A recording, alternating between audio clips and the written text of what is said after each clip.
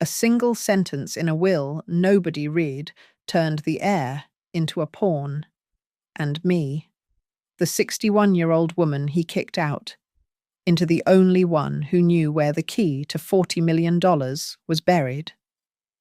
3 days after the funeral, my daughter-in-law was on my doorstep whispering, "If you don't help, we'll all be in prison by dawn." My name is Eleanor Marlowe. I am 61 years old. For 34 years. I was the wife of Victor Marlowe, the man who built North River Holdings from granite and seawater. I was the woman who stood behind the empire, organizing the dinners, soothing the politicians, and ensuring the Marlowe name remained spotless in Portsmouth. I managed the house so he could manage the coast. The funeral was precisely the spectacle Victor would have demanded. It was a performance of power, choked with lilies and quiet transactions. Bankers, city council members, and shipping partners filed past the mahogany casket, their faces grim but their eyes calculating. My son, Blake, 40 years old and looking every bit the heir in his tailored suit, accepted their condolences with a flawless, steady hand. He was born for this role. I stood slightly apart, the air thick with perfume and hypocrisy. As Blake gripped the hand of a bank president, I saw him lean toward his wife, Savannah. They were shielded by a massive spray of white roses, but the acoustics of the old church carried their whispers. "Just make sure the 40 million fund is secure," Savannah hissed, her voice a sharp sliver of ice. 40 million. The number echoed in my head, feeling coarse and heavy against the backdrop of organ music. That evening, the silence in the penthouse was louder than the funeral. The scent of hundreds of visitors lingered, but the energy was gone, leaving only a cold vacuum. I was still wearing my black dress, the veil folded on the hall table. I raised my hand to my face and could still smell the sandalwood of Victor's cologne, a scent I had lived with for more than 3 decades. Blake and Savannah found me in the study, staring at the lights of the harbour. "Mum," Blake began, his voice laced with an uncomfortable formality. "We need to have a practical talk." Savannah, never one for patience, moved in front of him. She placed a stack of glossy brochures on Victor's antique desk. "We've been looking at options. Eleanor? For you." I looked down. Seaside Oaks residence. The cover showed silver-haired seniors laughing over a game of bridge. "We think it's the best approach," Savannah continued, her smile thin and bright. "A humane transition. You'll have your own space, medical care on site. You'll be free. Really. No burdens." I stared at the brochure, at the word residence. It was a 5-syllable word for a waiting room. Blake cleared his throat, finally looking at me. "Mum, the will is straightforward. Dad left everything, the holdings, the properties, to me. It's all in my hands now." He gestured vaguely around the room, a room I had decorated. "You can stay here temporarily, of course. Say, 1 week just to get organized." 1 week. The blood drained from my face. Savannah must have seen the fight rising in my eyes, because her manufactured sympathy evaporated. The mask fell. "Pack your things. Mum," she said, her voice flat. "This house needs young people." The words cut the last thread holding me to my old life. They left me in the study. I walked to the mantel and picked up the heavy brass urn containing Victor's ashes. I looked past it, to the large oil painting of the Isles of Shoals he'd bought me on our 10th anniversary. The waves were dark, capped with white. I held the urn to my chest, the metal cold against my dress. The third day will be different. I promised the empty room. As I stood there, a strange detail from the cemetery surfaced. A young woman, standing far behind the crowd, near the oldest monuments. I wouldn't have noticed her at all if not for her shoes. They were work boots, caked in the thick, grey mud from the harbour, the kind you only get down at the B-side container piers. My hand was perfectly steady as I crossed to Victor's desk. I pushed the Seaside Oaks brochures aside and picked up the receiver of the landline. I dialed the number I knew by heart. Luther. It's Eleanor. Yes, I'm managing. I need to see you tomorrow morning. In your office. The old one with the oak walls. Luther Grant's office smelled of old leather, floor wax, and something maritime, like dried ink on old maps. His walls were covered in framed nautical charts and aerial photographs of the Portsmouth harbour, chronicling the growth of North River Holdings from a single pier to an empire. Luther looked older than I remembered, his eyes shadowed by secrets he'd kept for my husband. He poured 2 glasses of water, his hand shaking slightly. You came alone? He observed. Blake is occupied. He's settling into his new role. I sat in the heavy chair opposite his desk. Luther, I need to know my position. Savannah mentioned Seaside Oaks. They're moving me out. Luther let out a long, slow breath. Eleanor, for 34 years. How many documents did Victor put in front of you? Hundreds, I admitted. Trusts, deeds, donation forms, proxy votes. I signed where he told me to sign. I planned the parties. He managed the fine print. I was afraid of that. He slid a thick, blue-backed document across the desk. The last will and testament of Victor Marlowe. As Blake told you, he is the designated heir to the holdings, the penthouse, the accounts, the shares. It's all his. By default. My stomach tightened. It was true. But, Luther said, tapping a page deep in the document, Victor was a complicated man. He was brilliant, and he was paranoid. He pointed to a single section. Article 12b. I call it the Harbour Light Clause. Victor had me draft it 5 years ago, after a disagreement with Blake. I read the dense legal text. The words blurred, but the meaning was cold and clear. If, at the time of Victor's death, or within 90 days thereafter, North River Holdings became the subject of a federal investigation related to maritime contract fraud or money laundering through the new pier project, the entire estate would immediately bypass the designated heir. Bypass and go where? Luther. To his surviving spouse. Luther said quietly, You. The rest of the heirs, namely Blake, would receive $1. I felt a sudden chill, the air in the room thinning. But that's just a what if? Isn't it a threat? Luther shook his head. He reached for a different, thinner file. From it, he produced a single envelope. It was from the United States Department of Justice. This was delivered by courier to the corporate office this morning. Blake's assistant signed for it, thinking it was a condolence. It's a federal summons. The investigation has begun. The clock on Article 12b is running. I couldn't speak. The woman at the cemetery. The harbour mud on her boots. Victor was trying to protect the assets. Luther explained, his voice low. He knew something was coming, and he didn't trust Blake to handle the fallout. He put this clause in to keep the company out of Blake's hands if the storm hit. The irony, I whispered, is that Blake rushed to throw me out, not even knowing. He never read the fine print, Luther said. He just saw the first page that said, "I leave everything to my son." Now, the timeline. This summons is the trigger. The warrants will follow.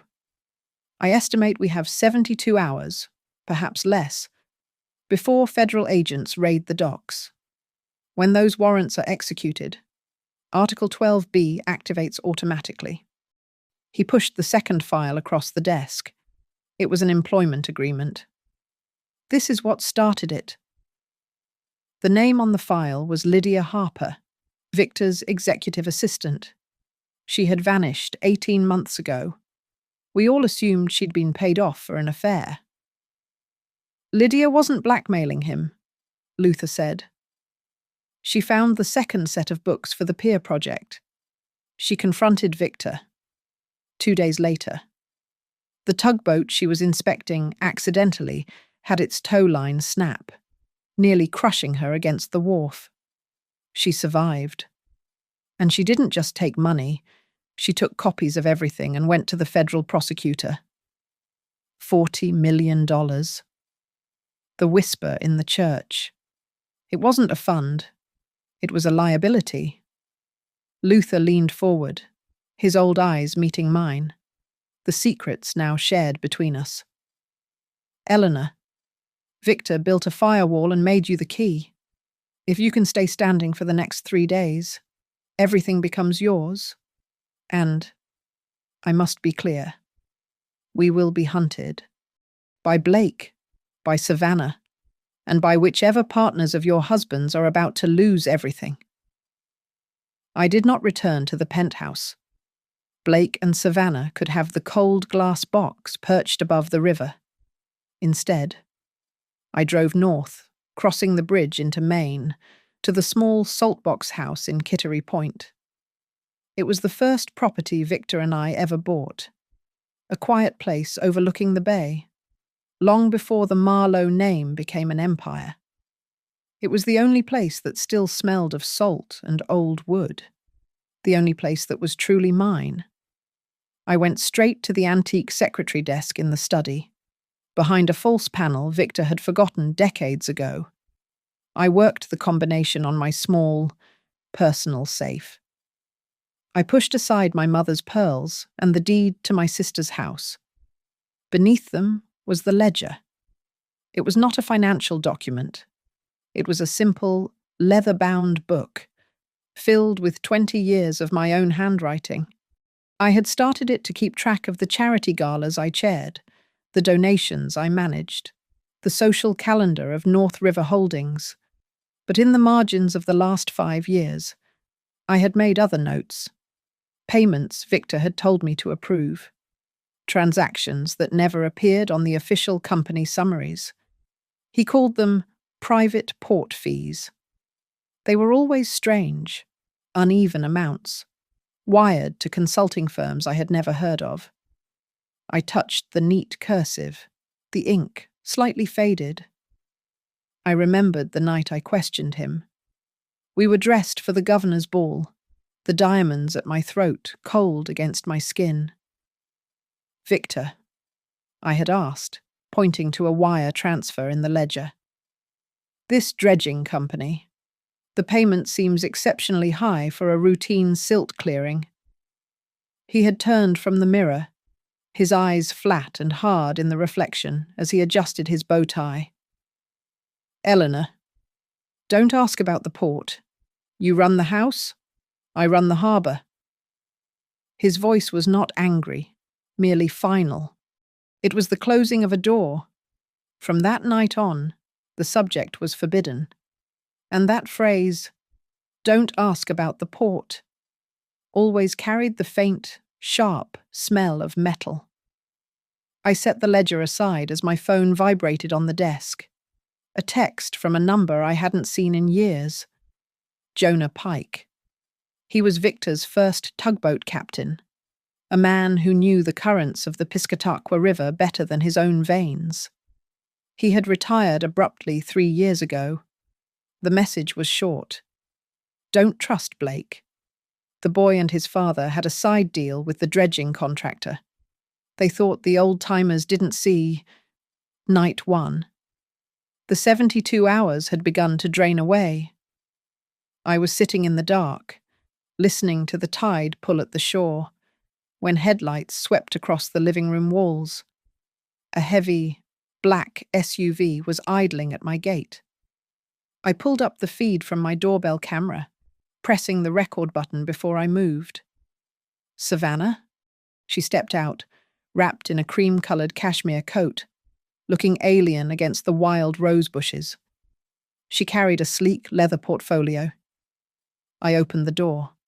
The cold, wet air rushed in. Savannah? This is a surprise. Eleanor. She scanned the small foyer, her nose wrinkling slightly. This place is quaint.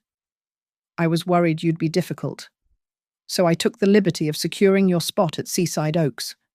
They had a premium cancellation. We just need your signature. She stepped inside, uninvited, and held out a pen. I feigned confusion, pressing my fingers to my temples.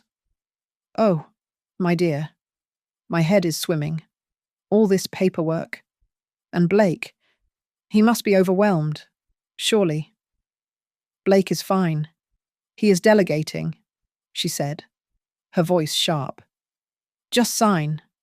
We'll send a car for you on Wednesday. I need to read it, I said, letting my voice waver. My eyes are so tired. It's all so fast. Perhaps tomorrow. She let out an impatient sigh, snapping the portfolio shut. Fine, but the car is booked. Eleanor, don't make this harder than it needs to be. I watched her drive away, the red taillights disappearing into the coastal fog. The recording was safely saved. My phone buzzed again. An anonymous number. No text. Just an image. It was a photograph. Grainy and dark, clearly taken from a distance at the docks. A single shipping container, lit by the harsh halogen lights of a crane. Stenciled on the side, NRH 47. The timestamp on the photo showed it was being offloaded at midnight, hours after the port was officially closed. My hands were steady. I dialed Luther. They're moving things, I said. The moment he answered. I have a picture of a container, NRH 47, docked at midnight, and Savannah was just here. She tried to make me sign myself into a home. She's trying to establish cognitive decline, to contest the will if 12B comes out. Do not sign anything. Luther, I asked, my eyes on the ledger. If my son starts selling off assets, liquidating things in the next 72 hours, does it void the clause? No, he said, his voice firm. The clause is triggered by the investigation, not the assets. But if he starts selling, he'll create chaos. He will muddy the water so badly we'll never sort the clean from the dirty. I hung up and went to the kitchen to put the kettle on. I watched my reflection in the dark window as the water heated. My hand reached for a mug, and it trembled. A deep, agonizing tremor born of shock and grief. I watched it shake for a moment. Then I deliberately closed my fist, willing the muscles still. It would be the last time I allowed myself to shake. Day 2, I whispered to the reflection. I move first. As the kettle began to whistle, another sound cut through it. The deep, mournful groan of a foghorn rolling in from the Atlantic. I looked past my own face in the glass, toward the low stone fence bordering the property. A silhouette stood there, motionless, watching the house. It was the woman from the cemetery, the one with the harbour mud on her boots. I turned off the kettle and walked to the door, opening it before she could retreat into the fog. She froze, clearly not expecting a confrontation. She was younger than I thought, perhaps in her late 20s, with intelligent eyes wide with fear. The harbour mud on her boots was real. "You were at the funeral," I said. It wasn't a question. "May I come in, Mrs. Marlowe?" she asked, her voice quiet but firm. "I think you and I are the only two people in Portsmouth who know what's really happening." I led her into the kitchen, the only warm room in the house. She stood by the stove, refusing to sit, her hands twisting the strap of a messenger bag. "My name is Marina Cole. I was an independent contract accountant. North River hired me through a shell corporation to audit their dredging invoices."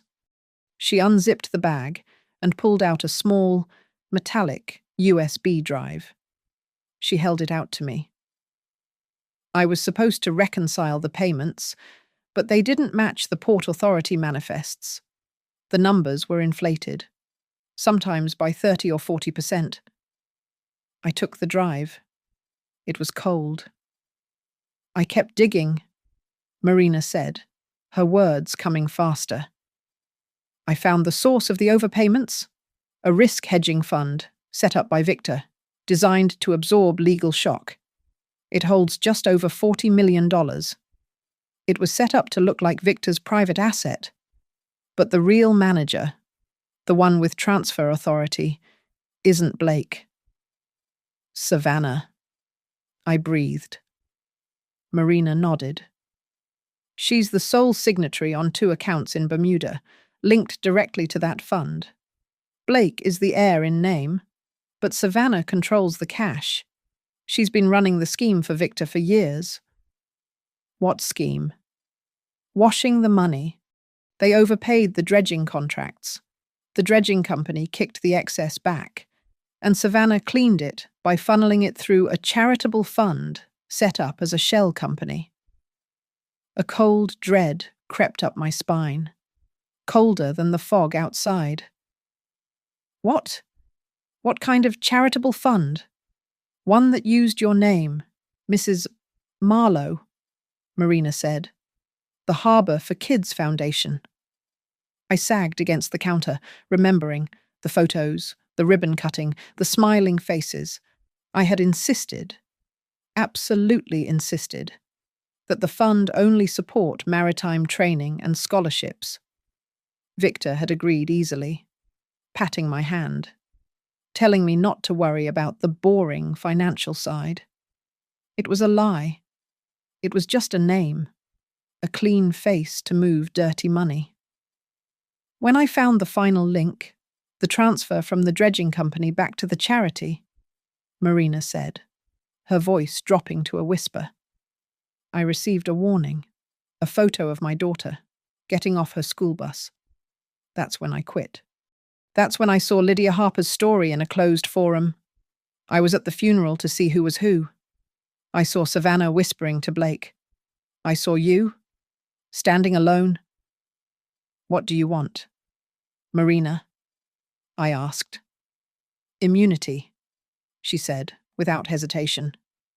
I'm not Lydia. I don't want to testify. But this drive has everything. The ledgers, the account numbers, the transfer routes. When you take control, and you will, I read the clause in the digital archives Victor kept. I want you to give this to the federal prosecutor. In exchange, my name stays out of it. How did you know about Article 12b? Victor was paranoid, she said, echoing Luther. He kept copies of everything, scanned and buried in the server. He just never imagined Savannah was better at hiding things than he was. She looked toward the door, spooked by a passing car. She sent an email to Blake last night. I still have a back door into her sent folder. Marina pulled out her phone and showed me the screen. It was from Savannah to Blake. If your mother stays quiet for 3 days, we get it all. If not, I'll burn it. You need to handle her. Now. Burn it all, I whispered. She would transfer the 40 million, erase the accounts, and leave Blake holding an empty, indebted company just as the Federals swarmed it. I finally understood. The she, in my head, the enemy, wasn't just the woman who insulted me. It was the woman who would beg for my help when the firewall Victor built came down, and she was trapped on the wrong side with the matches in her hand. The text message, I said. The container? NRH 47? That was you? Yes. I saw the doc manifest. That container wasn't logged for cargo. It was logged for archival storage. I suspect it's the paper records. The hard proof Savannah couldn't risk shredding but couldn't leave in the office. If the Federals find it, it's over for her. I looked at this terrified, brilliant young woman. She was my only ally. There is a guest house, I said, making the decision. Through the garden. It has its own heat and a stocked pantry. Go there. Do not use your phone unless it's an emergency. Do not leave, for any reason.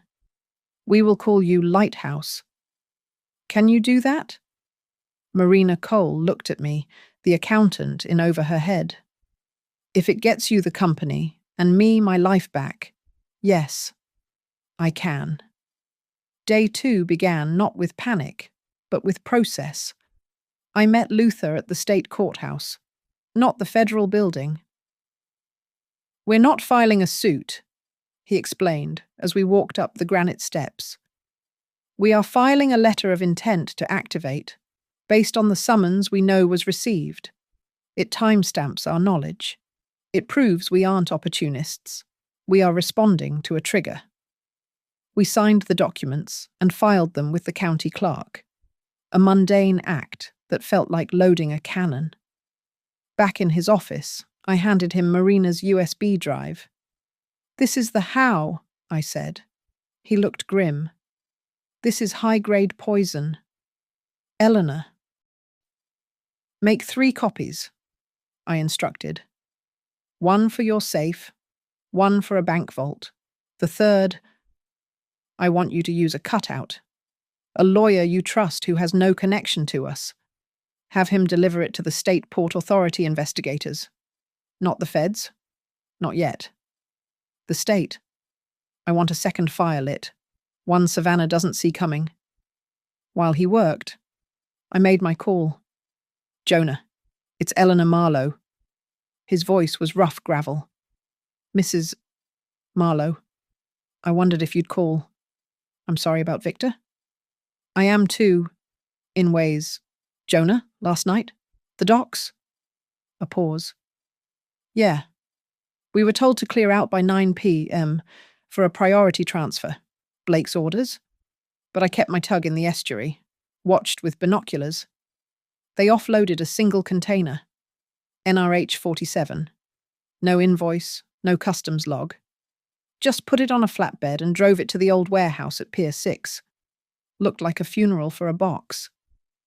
Thank you, Jonah. You're a good man. Victor wasn't, he replied. But you always were. Be careful. My next move was quieter.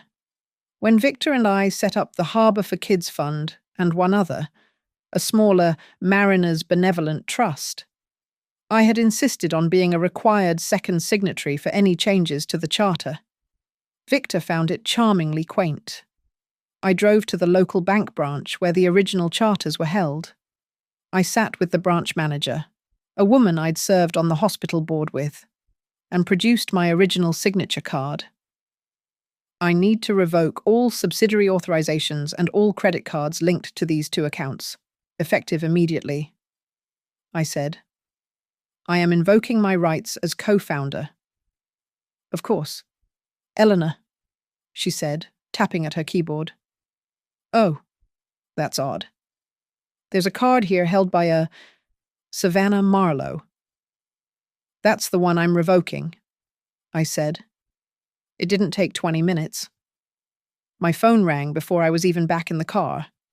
It was Savannah. Her voice a shriek. What did you do? My card for the kids fund was just declined. I let my voice crackle with exhaustion. Oh, dear, Savannah. I'm just trying to get Victor's affairs in order. Everything is such a mess. I must have signed the wrong paper. Please, I just need a week. Just 1 week to breathe. I made sure to sniffle, and I made sure my phone was recording the entire call. This is not a game. Eleanor, she snapped, and hung up. An hour later, Blake's car pulled up to the Kittery house. He looked exhausted, his suit rumpled. He didn't come to threaten. He came to plead. Mum, please, don't do this. Don't fight Savannah on the accounts. It makes us look divided. The media, they're already circling. Just sign the papers for Seaside Oaks. Go quietly. It's better for the company. I looked at my son. The man Victor had supposedly left everything to. Blake? I asked, my voice soft. Have you ever actually read your father's will? All of it? Have you ever read Article 12? B. He flushed, a look of pure confusion and irritation on his face. What, that's old boilerplate. Dad's lawyer was paranoid. It means nothing. He was guessing. He had never read it.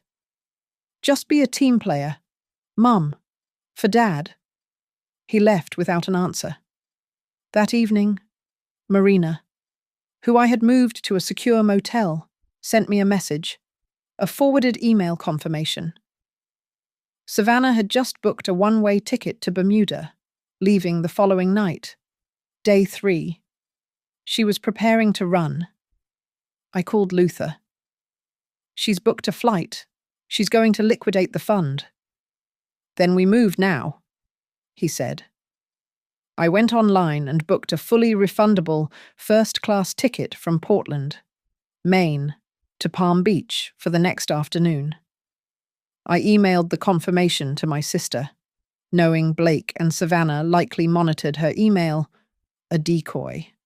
Then I got in my car and drove south, 90 minutes in the dark, to Boston. Luther met me in the lobby of a nondescript office building. We rode the elevator up to the 22nd floor.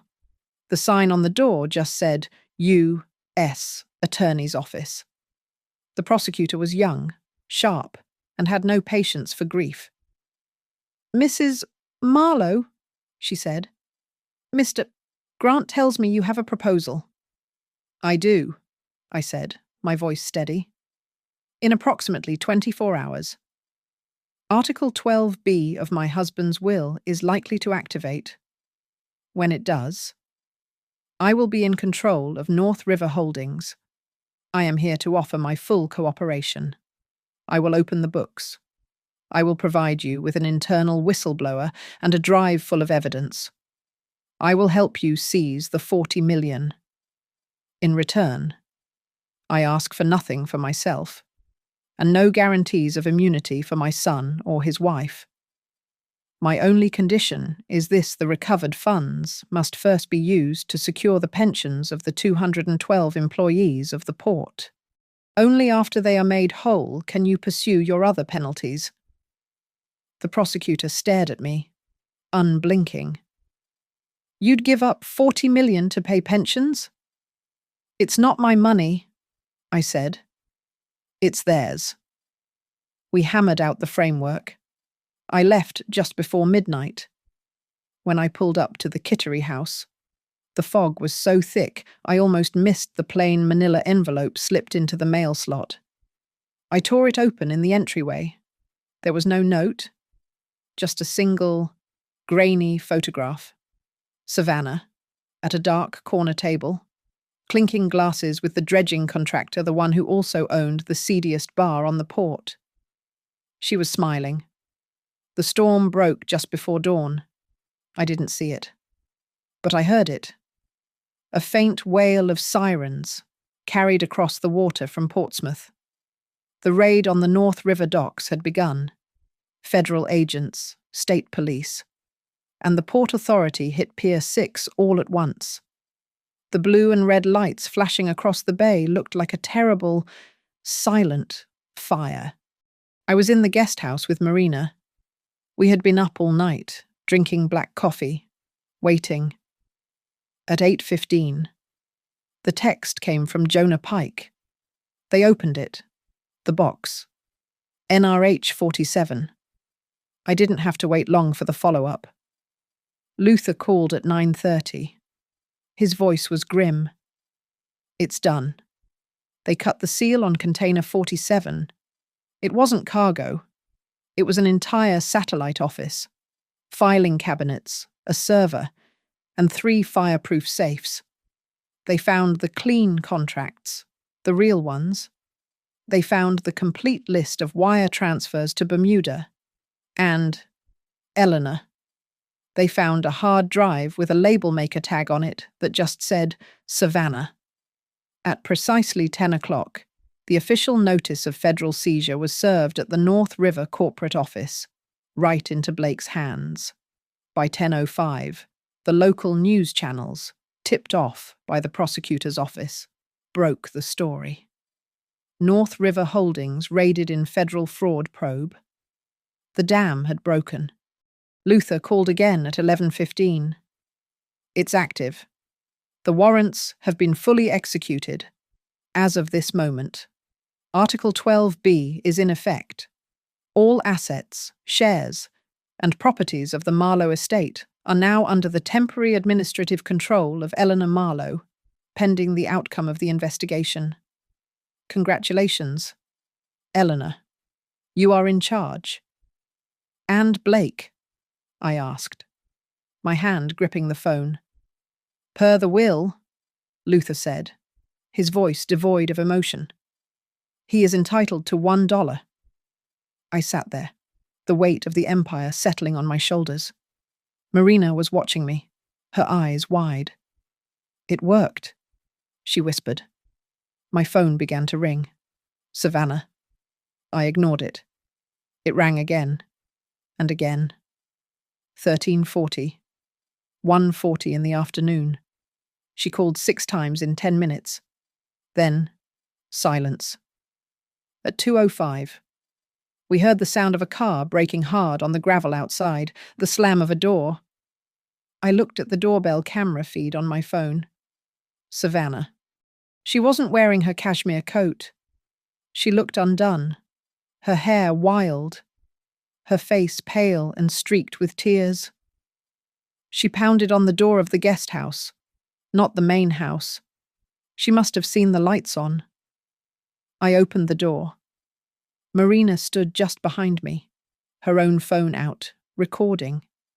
Savannah fell. She literally fell to her knees on the welcome mat, grabbing the front of my jacket. The woman who had told me to pack my things, who had called me a burden, was clinging to me like a drowning child. Mom, she sobbed, a raw, animal sound. Mom, you have to help me. Please. They're going to arrest me. Blake can't do anything. He's just sitting in his office, staring at the wall. They've frozen everything. Everything. Mom, save me. I'll give you all the passwords, the accounts, the keys, everything. Just tell them. Tell them I was helping you. Tell them I was a confidential informant. I looked down at her, my heart a cold, hard stone. I felt nothing. No pity, no triumph, just process. Get up, Savannah. Crying won't help you. I pulled her inside. I sat her at the small kitchen table. I gave her a pen and a pad of paper. You want my help? You will write down every single step, every transfer, every date, the name of the dredging contractor, the purpose of the Harbour for Kids Fund. It was just a wash, she whispered, her hand shaking as she took the pen. Victor. Victor told me it was how business was done. We We just moved the overages to the Bermuda account to cover the risk. The coastal rescue contracts. They were all ghosts. Write it down, I commanded. All of it. She began to write, sobbing as she did. Now, I said, your phone and the hard key wallet. She pulled a small, silver device, like a USB, from her purse and handed it over. She unlocked her phone and gave it to me. The access codes are in a secure note. She whimpered. Show me, I said, while she typed in her master password. I nodded to Marina, who was filming every second, capturing Savannah's hands, her face, her verbal confessions. The video was time-stamped and uploading directly to a cloud drive only Luther could access. When she was finished, I took the phone, the hard key, and the pages of her handwritten confession. I walked to the other room, my back to her. I dialed Luther. Luther, I said, my voice clear and cold. The tide's turned. It's time to change boats. Blake must have tracked Savannah's car. He burst through the door of the guest house not 20 minutes after she arrived, his face a mask of red, incoherent rage. He didn't even seem to see his wife sobbing at the table. He pointed a finger at me. What did you do? He yelled, his voice cracking. You stole it. That's my company, my inheritance. You give it back. I said nothing. I reached into the pocket of my coat, where I had put the $1 bill Luther had given me. I walked past my son and placed it flat on the table, next to Savannah's handwritten confession. That, I said, my voice quiet, is your inheritance, per Article 12b. Blake stared at the dollar, then at me, the connection not quite clicking. What? This is a joke, you tricked me. You old... Sit down, Blake. I will not, I said. Sit down. The command in my voice, a tone he had not heard since he was a child, made him flinch and stop. I took out my phone. You seem to be under the impression that you are the victim here, that you are the one in charge. I pressed play on the recording I had made of Savannah, standing on my Kittery doorstep just the night before. Her sharp, impatient voice filled the small room. Pack your things, Mum. This house needs young people. Then I played the second recording, the phone call. This is not a game. Eleanor, what did you do to my card? Blake went pale. He slowly turned his head and looked at his wife. Truly looked at her. Perhaps for the first time. The man who had been handed an empire. The man who thought he was giving his mother a humane transition. Finally understood. He had not been a king. He had been a tool. You two have one choice, I said, pocketing the phone. This is not a negotiation. I placed a blank legal document on the table. This is an investigation cooperation agreement, drafted by Luther. You, Savannah, will provide all passwords, all account numbers, and full testimony. You, Blake, will testify to every conversation you had with your father and the dredging contractor regarding side payments. You will explain the cash flow you authorized. What do we get? Blake whispered, his anger gone, replaced by a hollow fear. You get to try to save this company, I said. My first and only condition to the prosecutor is that we use the recovered assets to protect the employees and their pensions. Every last cent of their retirement fund will be made whole before the government touches a dime. And for us? Savannah asked, her voice small. For you, Savannah, I promise nothing. You will not get immunity. You will face the consequences. Blake looked down, the fight completely gone.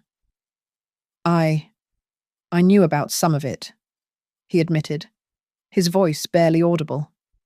Just a part of it. Dad told me it was just how the industry works. He said it was standard practice. The day you told me to pack my things. Son, you chose a side, I said, my voice flat and cold. Today, you choose again. Savannah looked up at me, her face swollen, her eyes searching mine for an answer she couldn't comprehend. Why? She asked. After what I did, why are you even helping? You could let us both go to prison. You could keep the 40 million. Because the truth gets the workers their money back, I said, meeting her gaze. This is not about you. This is not for you. This is for them. As if on cue, there was a heavy knock on the door. Not the frantic pounding of my daughter-in-law, but the firm, official rap of authority.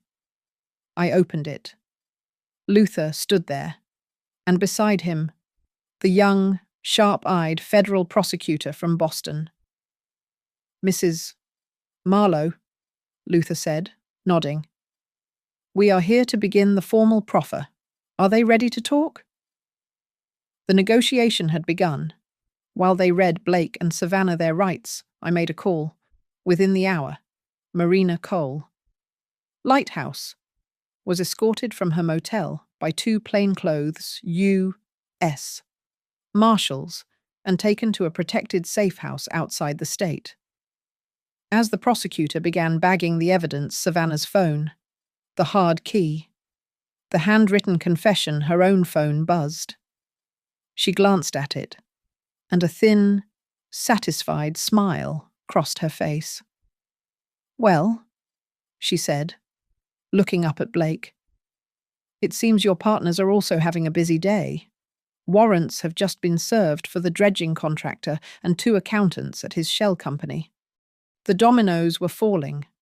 My authority was temporary, bound by the terms of the will and the length of the federal investigation.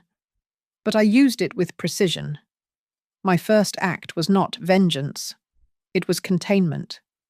With Luther at my side, I signed the orders freezing all non-essential corporate expenditures, the executive bonuses, the slush funds disguised as consulting fees, the lease on the condo in the Caymans. It all stopped. I then immediately established the North River Holdings Pension Trust, a transparent, court-monitored account. This was not an asset. It was a receptacle, waiting. I refused to hide in the Kittery house. Instead, I stood on the steps of the courthouse, the same place I had filed the intent to activate, and faced the media.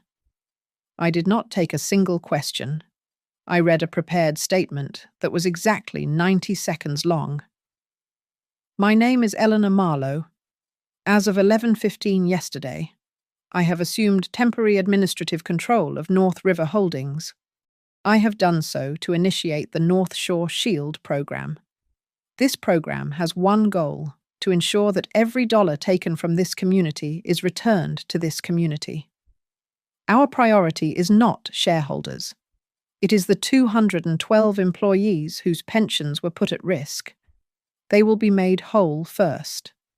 Our second priority is the local contractors and vendors whose invoices were left unpaid. They will be paid second.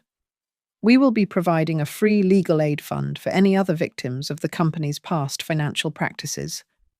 The dirty money will be brought back, and it will go to the hard-working people who earned it. North River will pay its debts, starting with the ones it owes its own. The response was immediate. Savannah, facing a 2-decade prison sentence, became the most cooperative witness in New Hampshire history.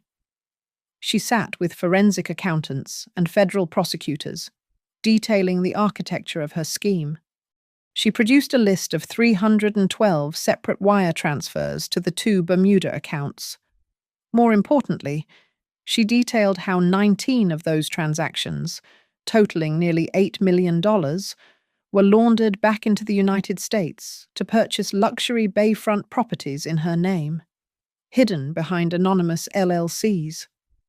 Blake was a ghost of his former self. The bluster and entitlement were gone, burned away by the humiliation of the truth. He did exactly as I instructed. He spent his days in the cold warehouse at Pier 6, personally leading a team of independent auditors through the files from container NRH 47. He matched the fake dredging invoices to the real ones, marking the discrepancies with a steady red pen. When reporters shouted questions at him as he left the docks, he didn't bluster or plead. He just looked at them, his face grey, and said, "I am fully cooperating with the U.S. Attorney's Office. I have no further comment." The community, which had braced for another corporate collapse, began to respond. On the fourth day, I found bouquets of hardy carnations and sea holly tied to the gate of the Kittery house. The card was simple, from the Fisherman's Co-op. That afternoon, the owner of the Market Square Diner, a woman whose father had known Victor in the early days, came to Luther's office. She handed me a small, framed check. It was a check for $90, written by Victor in 1987, for a company breakfast. It had bounced. "My father kept this nailed to the wall behind the register," she said, her voice thick. "He'd want you to have this back. He'd say the account is finally settled." That evening, Luther found the lifeline. He was buried in the original corporate charter, the one Victor had drafted 30 years ago. He did it. Eleanor. The man was a paranoid genius, a subclause to Article 12b. If the surviving spouse you actively assists in the recovery of misappropriated funds, and that recovery exceeds 60% of the total estimated loss, the court has the discretion to approve a beneficial restructuring rather than a forced liquidation. Liquidation meant selling the company for parts, the workers scattered. Restructuring meant we could save the harbour. I went back to the prosecutor with a plan. "I don't just want to pay the pensions," I told her.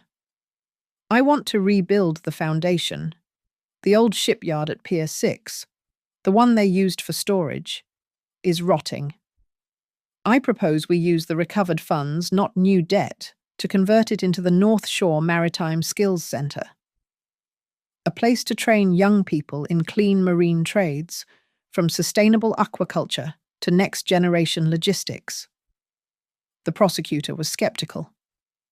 "It's a nice story, Mrs. Marlowe, but I can't agree to any restructuring unless my case is airtight. I need the digital chain. I need to tie Savannah's Bermuda transfers directly to the fake Harbour for Kids charity." That was the last key.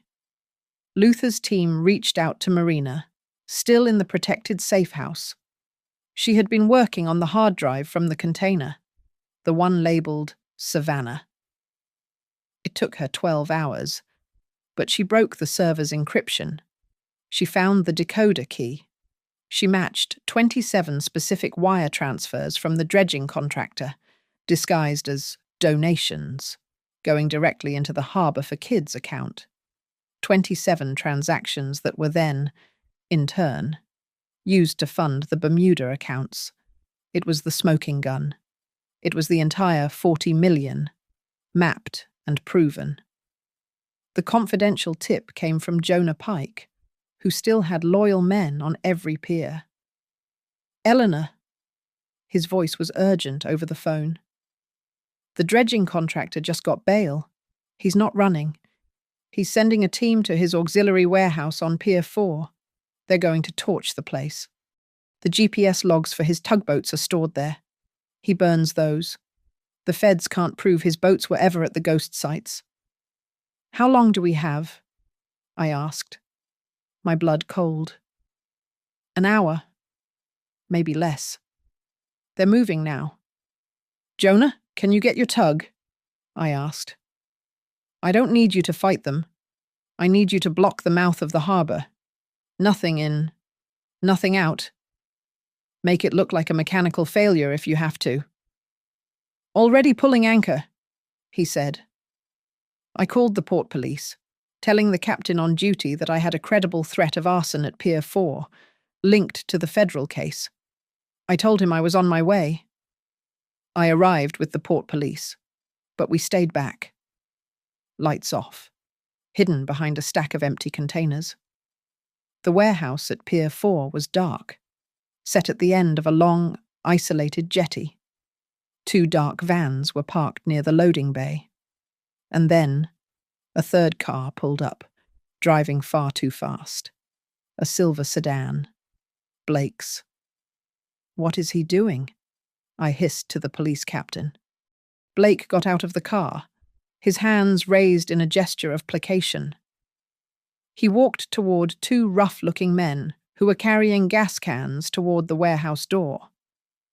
Listen, we heard Blake call out, his voice thin in the damp night air. We can make a deal.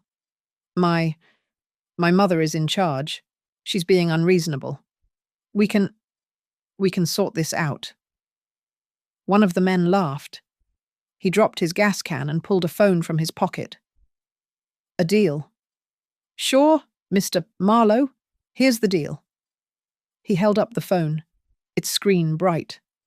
It was a photo, clear as day, of Blake, smiling, signing the very dredging contract that had started the entire investigation. You sign one, you sign a dozen. Now, you going to give us a deal? Or are you going to get in your car? Or are you going to get wet? The other man sloshed gasoline onto the warehouse door. That's when I stepped out. I walked from the cover of the containers into the harsh yellow light of the loading bay. The men froze. Blake looked at me, his face a mask of terror. Burn that building, I said, my voice carrying clear and steady across the concrete. And you burn the only leverage you have. You burn the data. You burn your only way out. Stay out of this, old woman. The man with the phone snarled. I am North River Holdings, I stated. Those GPS logs are my property, but they are also your bargaining chip with the U.S. attorney. You destroy them. You get 20 years for the fraud. You hand them to me, and I testify that you cooperated. As I was speaking, my phone vibrated in my coat pocket. I didn't look at it. The man with the gas can raised a lighter. Go, the police captain said into his radio. The floodlights hit, turning the pier into daylight. The sirens screamed to life. The 2 men dropped everything and ran. But Jonah's tug was blocking the inlet, and the police cars were blocking the jetty. It was over in seconds.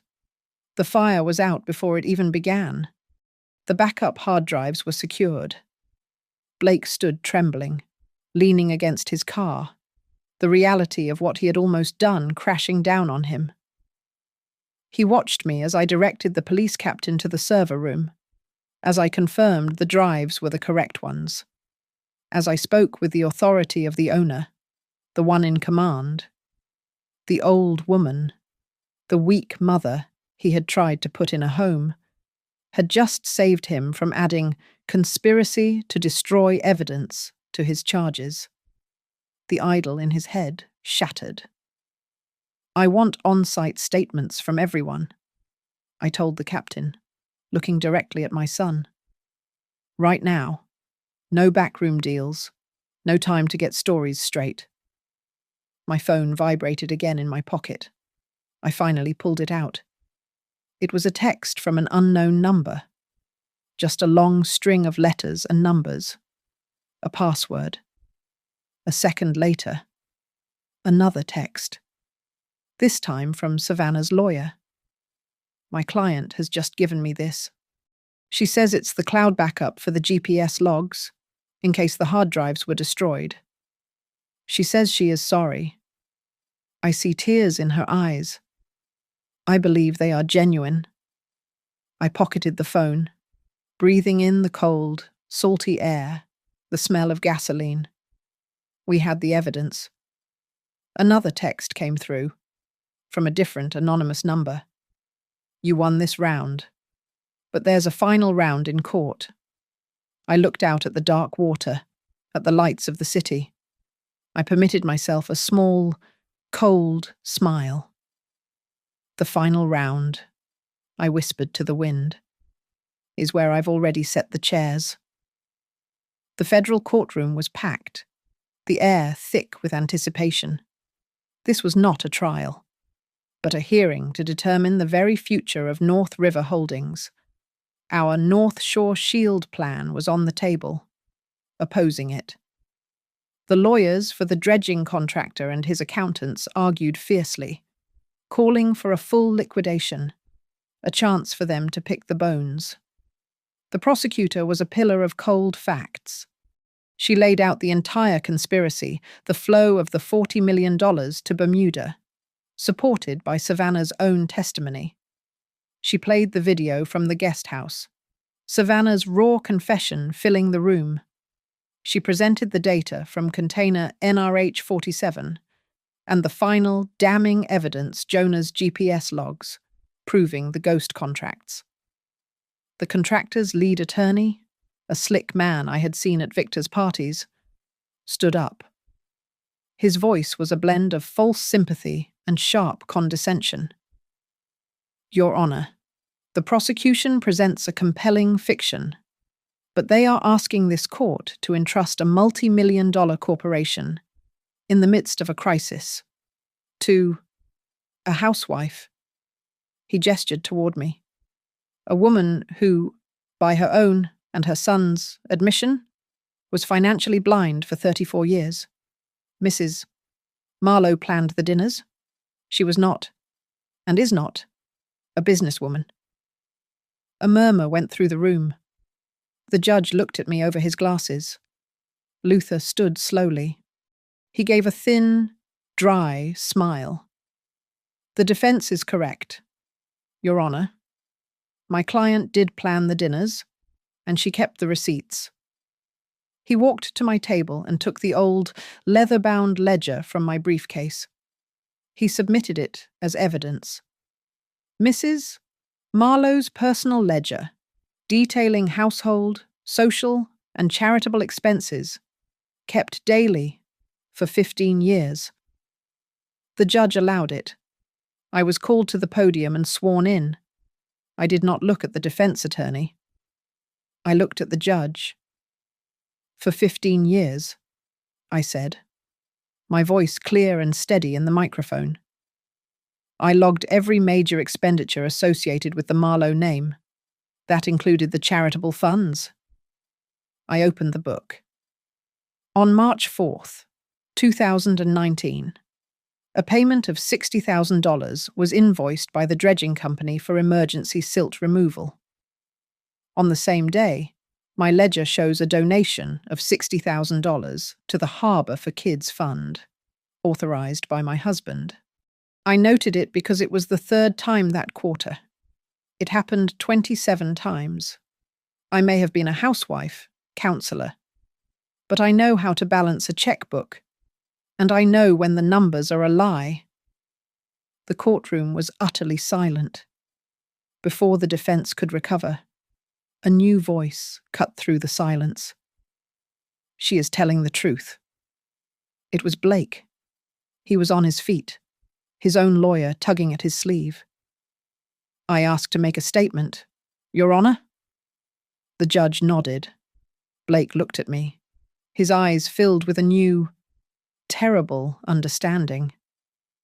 I signed one of the subsidiary contracts, he said, his voice hollow. I knew it was irregular. My father told me to sign it. He said it was just how the industry worked. I didn't ask questions. I wanted his approval, and I wanted the inheritance. I accept my full responsibility, and I will cooperate in any way the court sees fit. A moment later, Savannah rose beside him, her face pale, tears streaming down it. Mrs. Marlowe, Eleanor.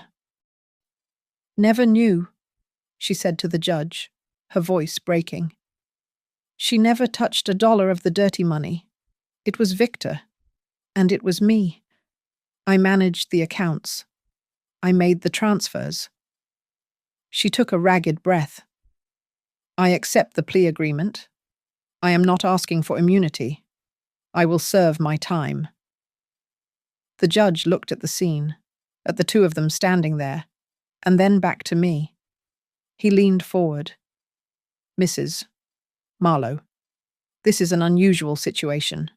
Article 12B gave you sole control. You could have taken the $40 million, what was left of it, and disappeared. Why didn't you? I looked past him, to the back row, where the port workers were standing. Because, Your Honor, I said, dirty money can't buy a clean conscience, and it cannot pay back the lives of the men and women who built that company. The gavel fell 30 minutes later. The North Shore Shield was approved. The court accepted my role as temporary administrator to oversee the plan. A federal order seized the Bermuda funds and the 19 properties to begin refilling the pension accounts. The dredging contractor and his accountants were indicted for prosecution.